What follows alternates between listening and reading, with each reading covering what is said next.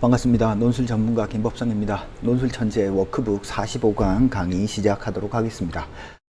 논술 공부를 하는 학생들한테 물어보면 어떤 문제가 가장 어렵냐라고 할 때 제일 어렵다라고 느끼는 부분이 자기 견해입니다. 근데 자기 견해가 어려운 이유는 그냥 제시문에 있는 것들, 비판, 설명 이런 것들을 다 하고 나서 플러스 알파로 뭔가를 자꾸 더 써줘야 될 것 같은 어떤 느낌이 들기 때문에 그런 거죠. 근데 그런 부담을 가지지 말고요. 일단 제시문에 있는 것에 근거해서 한 발만 더 나가서 글을 쓰면 된다라는 생각으로 글을 쓰시면 조금 부담이 덜하지 않을까라는 생각을 하게 됩니다. 자, 바로 문제를 보면서 풀어보도록 하겠습니다. 논제부터 한번 보죠. 자, 가나다를 중심으로 이미지 문명의 특징을 서술한 후, 자, 논제가 요구하는 것은 이미지 문명의 특징을 서술하라. 가나다를 중심으로. 근데 지금 글자 분량이 500에서 600자 정도밖에 안 되잖아요. 그러니까 짧고 분명하고 간명하게 쓰셔야 됩니다. 가 요약, 나 요약, 다 요약, 가나다라 요약 정리만 하더라도 150자밖에 안 돼요. 그러니까 가나다라를 주구장창 언급하기 시작하면 어떤 일이 벌어져요? 글이 산만해집니다. 라의 이미지 마케팅의 의미와 가능한 방향 설정에 대해서 논술하라. 자, 그럼 글을 쓰는 데 있어서 가나다를 한 덩어리 정도 쓰고 한 300자 정도 쓰고 300에서 400자 정도 쓰고 이미지 마케팅의 방향, 의미와 방향은 이렇게 되어야 된다 라고 한 300에서 200자 정도 쓰면 되지 않을까 싶습니다. 그래서 서술하는 거 300자, 예, 논술하는 거 300자, 대략 이 정도 분량 배분하면 될 것 같고요. 다만 앞부분에 가나다가 제시문이 조금 더 많으니까 가나다의 분량을 조금 더 길게 써도 괜찮을 것 같습니다. 따라서 논제를 보고 나면 글을 어떤 식으로 쓸지, 논제를 보고 나면 분량 배분을 해두는 것이 좋다. 자, 그러니까 요것 같은 경우에 300에서 300 아니면 400에서 200 이 정도로 분량 배분을 조금 해두는 게 어떨까 싶습니다. 자, 그 다음에 어떤 부분이 더 점수를 딸까? 일단 이미지 문명의 특징을 서술하는 것보다는 이미지 마케팅의 의미와 방향 설정 에 대하여 논술하라고 했으니까 의미와 방향, 어떤 의미를 가지고 어떤 방향으로 이미지 마케팅이 가야 된다라는 것을 구체적이고 꼼꼼하게 써야 눈에 띄겠구나 라고 생각을 하셔야 됩니다. 왜 그렇죠? 이미지 문명의 특징을 서술하는 건 가나다에 다 있을 거 아니야. 그렇지만 플러스 알파로 내가 쓰는 건 라에서 나타나는 이미지 마케팅의 의미와 방향 설정이잖아요. 그죠? 그러니까 거기에 조금 초점을 맞추는 게 좋은 글을 쓰는 요건이겠다라고 생각을 하시면 되겠습니다. 자, 그럼 가부터 보겠습니다. 이미지 문명의 특징을 서술하라고 했으니까 이미지 문명.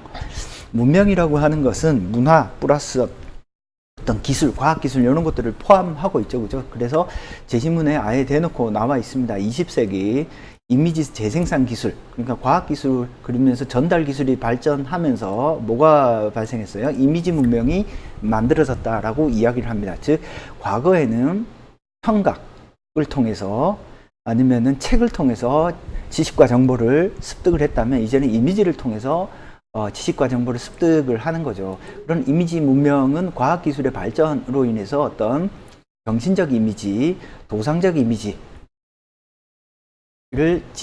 가 지니고 있던 어떤 지배권을 많이 붕괴시키고 있다. 즉, 과거에 가지고 있던 어떤 이미지와는 다른 어떤 특징들을 가지고 있습니다. 이미지 전송자들, 이른바 미디어는 결국에는 이미지 문명의 핵심은 미디어를 통해서 이루어지는 거죠. 서구인 혹은 서구화된 인간의 심리, 현상, 표현의 전 위상에 걸쳐 편재에 있다. 편재, 두루 편자입니다. 어디서나 존재한다 이런 뜻입니다. 그래서 이미지 문명은 어떤 특징을 가지고 있어요? 이미지를 만든 사람들의 생산자의 의도를 발송하고 있죠. 그죠? 그래서 헐리우드 영화를 보면 헐리우드의 의도와는 상관없이 미국적인 어떤 사고방식이 내재되어 있습니다. 그래서 교육의 각성, 청소년기 이런 각각의 어떤 생산되는 미디어들이 어때요? 때로는 정보가 되고, 그죠? 때로는 이데올로기를 감추기도 하고, 그죠? 때로는 어떤 광고가 되기도 합니다.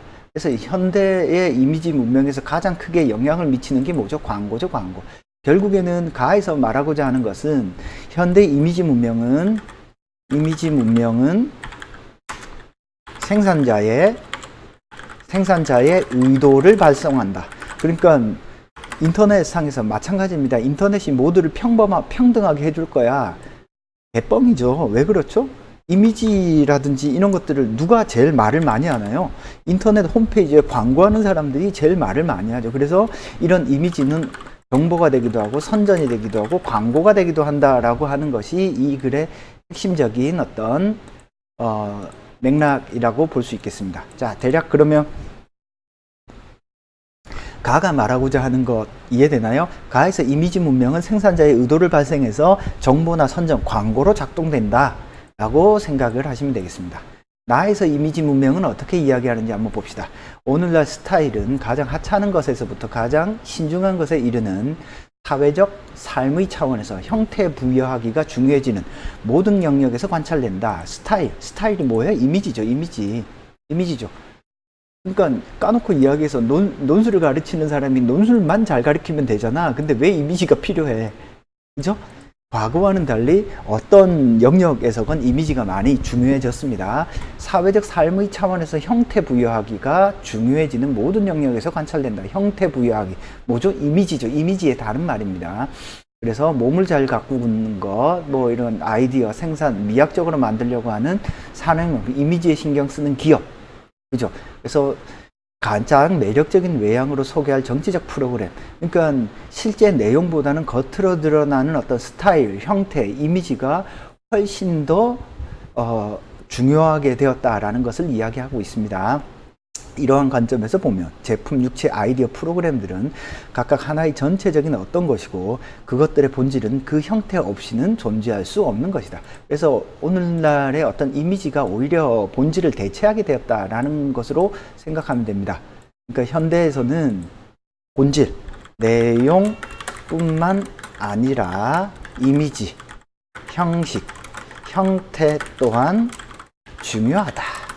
를 이야기하는 것이 오늘날 어떤 사회 문화의 특징이다라고 볼 수 있겠습니다.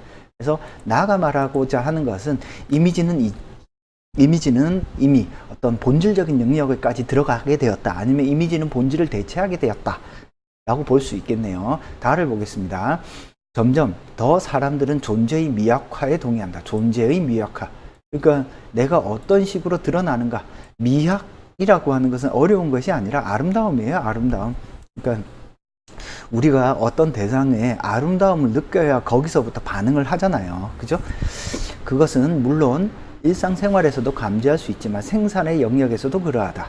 이것은 모든 사회 관계들의 논리적이고 합리적이고 효용적인 요소들뿐만이 아니라 이건 뭐예요? 논리적이고 합리적이고 효용적인 요소들은 이때까지 가지고 왔던 어떤 본질이죠. 그렇지만 최근에는 유의적이고 몽환적이고 정서적인 측면들 를 중요시 여긴다. 이게 뭐죠? 이미지적인 측면이죠. 그죠? 어떤 내용과 형식이라고 하는 것이 어떤 조화에서 과거에는 내용 중심이었다면 요즘에는 형식이 오히려 더 본질적인 의미를 가지고 있는 것이 어떤 미디어 이미지 문명이 가지고 있는 어떤 특징이다라고 볼 수 있겠습니다. 자, 그러면은 뭐 글을 보면서 정리를 한번 해보죠. 이미지 문명의 특징, 내용 보다는 형식이 본질의 위치로 변화하게 된, 뭐 대략 이런 내용이 들어가면은 이미지 문명의 어떤 특징이라고 하는 것을 간단 명료하게 정리할 수 있겠습니다. 그래서 여러분들이 이야기하는 과정에서 가에서는 이미지 문명이라고 하는 것은 생산자의 의도를 발생하고 다른 많은 사람들은 그러한 생산자의 의도 를 무엇을 통해서 본다? 이미지를 통해서 본다. 내용보다는. 그러다 보니까 실질적인 내용보다는 어떤 유의적이고 몽환적이고 정서적인 측면들이 이미지 문명에서는 더욱더 강조하게 되었다. 더욱더 중요하게 되었다. 뭐 이런 식으로 정리를 하면 이미지 문명의 특징에 대한 설명은 대략 마무리할 수 있을 것 같습니다. 자, 그 다음에 라를 보도록 하겠습니다. 이미지 마케팅은 자, 논제가 물어본 것은 이미지 마케팅의 어떤 의의와 어떤 이미지 마케팅의 어떤 발전 방향 대해서 물었죠. 그죠? 그러면 이미지 마케팅은 지금까지 기업 활동을 재음미하고 정리하면서 시대 변화에 맞는 변신 전략을 구성하는 과정이라고 할 수 있다. 그러니까 이미지 마케팅이라고 하는 것이 과학기술이 발전하면서 특히 앞에서 가에서도 말했듯이 이미지 마케팅이라고 하는 것이 어떻게 해서 생겨나요? 생산을 할 수 있는 과학기술뿐만이 아니라 유통을 할 수 있는 어떤 정보통신 기술의 발달이 이미지 마케팅이 가능하게 되는 어떤 토대가 되는 겁니다. 그래서 요즘은 상품의 어떤 물리적 가치, 어떤 내용이죠. 그죠? 물리적 가치보다는 이미지에 의해서 상품의 어떤 가치가 결정되는 경향이 완전해진 거죠. 완연해진 거죠. 그러니까 사용 가치보다는 어떤 유통 가치, 그죠? 가 훨씬 더 중요해진 겁니다. 그래서 지금까지 물론 위주의 마케팅을 벌이고 눈에 보이지 않는 부분에서 가치 창출을 하려고 하는 것이 현대의 어떤 마케팅의 어떤 흐름입니다. 오래됐죠. 마케팅이 의미하는 이미지 고객 또는 소비자가 특정 기업, 이미지는 고객 또는 소비자가 특정 기업 및 제품에 대하여 품고 있는 좋거나 나쁜 느낌을 말한다. 결국에는 제품이라든지 기업이 어떤 이미지를 가지고 있느냐가 실제 기업에서 소비되는 어떤 것과 직결되어서 연결된다라는 뜻입니다. 이미지는 이들 실체에 투사되는 개성이며 고객이 지각 대상물과 함께 연상하는 감정적 미학적 품질을 포함한다. 한편 이러한 이미지를 마케팅 측면에서 보면 상품 이미지, 상표 이미지, 기업 이미지 등 세 가지로 구분할 수 있다. 그럼 이거 뭐 하라는 소리예요? 문제가? 그럼 이런 이미지 마케팅의 의미와 가능한 방향을 설정해 보라고 했잖아요. 이 세 가지 방향은 그냥 설정해서 써달라는 뜻입니다. 그러니까 학교가 원하는 어떤 글의 방향이 조금 있다라는 겁니다. 이미지 마케팅의 이미지 마케팅이 어떤 의미를 가지고 있어요? 여기 써놨잖아. 어떤 의미를 가지고 있어요? 기업이 가지고 있는 어떤 상품이라고 하는 것이 단순히 기업의 어떤 품질이 좋고 나쁜 뿐만이 아니라 어떤 시각적이고 미학적이고 어떤 이런 경향들이 점점 강해진 거잖아요. 그죠? 이미지가 훨씬 더 강해진 거잖아. 그러니까 유의적 속성. 그래서 이미지 마케팅의 의미는 제품의 품질보다 기업의 이미지, 그죠? 그리고 상품의 이미지, 그리고 어떤 뭐 제품을 사용할 때 소비자가 느끼는 어떤 유의적인 어떤 이거 한글이 또 안 되네요. 어떤 유의적인 어떤 분야, 유의적인 어떤 유의적 뭐 몽환적, 미학적인 어떤 재미 이런 것들이 이제 포함되게 되어 있는 거죠. 그죠? 이런 것들이 미학적인 어떤 재미, 의미들이 포함되어 있습니다. 그죠? 그러면 그 방향을 설정하는 데 있어서 그러면 어떻게 해야 돼요? 기업은 좋은 품질을 만드는 것 뿐만이 아니라 기업이 여기서 말한 것처럼 이미지 고객 혹은 소비자는 특정 기업의 제품에 대해서 좋고 나쁜 느낌 또한 소비를 하잖아요. 그죠? 따라서 기업이 제품을 만드는 과정에서 어떤 걸 해야 돼요? 구체적으로 방향의 설정에 대해서 논술을 하라 그랬으니까 상품을 뭐 고급지게 아니면 상품의 이미지가 뭐 어떤 신뢰성 있게, 그죠? 기업이나 그러니까 기업의 이미지랑 상품의 이미지가 뭔가 고급적이고 신뢰성 있다라는 느낌이 들도록 해주는 게 아주 중요하고, 마찬가지로 제품 그 자체에 대한 광고보다 제품 그 자체에 대한 광고보다는 만드는 사람에 대한 어떤 만드는 사람, 제작자, 그리고 제품을 만들어을 소비자가 우리 제품을 소비할 때 얼마나 이제 재밌는지, 미학적으로 얼마나 고상해지는지, 소비자의 어떤 만족도라든지 아니면 소비자가 이 제품을 소비하는 순간에 얼마나 이렇게 뽀대가 나는지, 어떤 소비자가 소비함으로써 얻게 되는 이미지, 이런 것들을 관리하는 것이 이제 이미지 마케팅의 어떤 방향이 되겠네요. 그죠? 자, 이런 문제들은 물론 논술에서 많이 나오는 어떤 유형의 문제는 아니지만 어떤 구체적인 대안을 내는 여기 상품 이미지, 상표 이미지, 기업 이미지를 물었으니까 이런 이미지들을 어떤 식으로 만들어 나가는 것이 필요할 것인지를 네가 구체적으로 조금이라도 한번 써봐. 이건 그래서 많이 쓸 필요는 없어요. 알겠죠? 그러니까 상품의 질뿐만이 아니라 기업 자체의 이미지, 만들어지는 어떤 과정을 이렇게 함께 공유 혹은 공개한다거나 이 제품을 소비하는 사람들이 이렇게 신뢰도 있는 사람들이다를 보여줌으로써 상품의 이미지를 훨씬 더 좋게 만드는 것이 필요하겠다. 상표의 이미지를 훨씬 더 좋게 만드는 것이 필요하겠다. 기업의 이미지를 훨씬 더 좋게 만드는 어떤 방법에 대해서 여러분들이 이렇게 서술을 해준다면 어떤 글을 쓰더라도 다 정답이다. 자, 그 과정에서 여러분들은 어떻게 하면 돼요? 가나다를 활용하면 되죠. 가나다를 어떻게 활용해요? 가나다에서는 뭐가 나와요? 가나다에서는 어떤 이미지 영상을 제작할 때 어때요? 영상 기술을 최대한 꼼꼼히 활용을 하고 이미지 전달 수단인 텔레비전, 인터넷 이런 것들을 적극적으로 활용해야 되겠네요. 그죠? 그리고 어떤 각각의 어떤 사람들의 스타일들을 우리 제품을 만들면 그런 새로운 스타일이 만들어져. 나처럼 다이소처럼 우리 제품을 쓰게 되면 즐거움, 기쁨을 느끼게 만들어주는 뭘 해야 돼요?